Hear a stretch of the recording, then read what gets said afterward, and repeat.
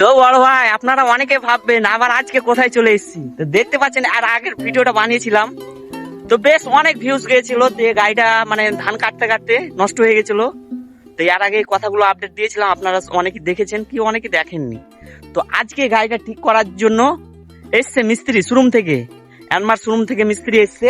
আর দেখতে পাচ্ছি শস্যগুলো সব বেশ উঠানো হয়ে গেছে, যে শস্যার জমিতে পড়ে আছে, এর আগের ভিডিওতে আপনারা দেখেছে আশা করি। তো আজকে শোরুম থেকে মিস্ত্রি এসছে, তো মিস্ত্রি আজকে ঠিক করার চেষ্টা করছে। তো মনে হয় হবে না, তো জিসিবি নিয়ে আসতে হবে। তো মিস্ত্রিকে দেখাচ্ছি আপনাদেরকে, চলেন।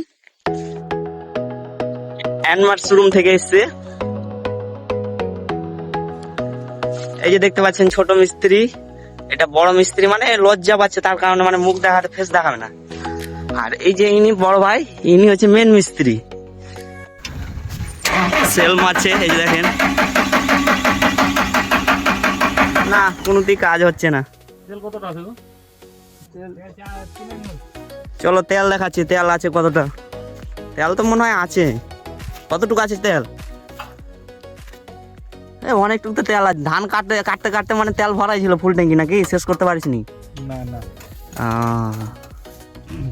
ফুল ট্যাঙ্কি ছিল, হাফ ট্যাঙ্কি খুলে নিয়ে গেছি, তেল নিয়ে গেছি। এই যে লাড়া, এখানে সুইচটা হয়নি। কি করে মিস্ত্রি দেখছে তেল কতটুকু আছে, চেক করছে। দেখতে পাওয়া যাচ্ছে।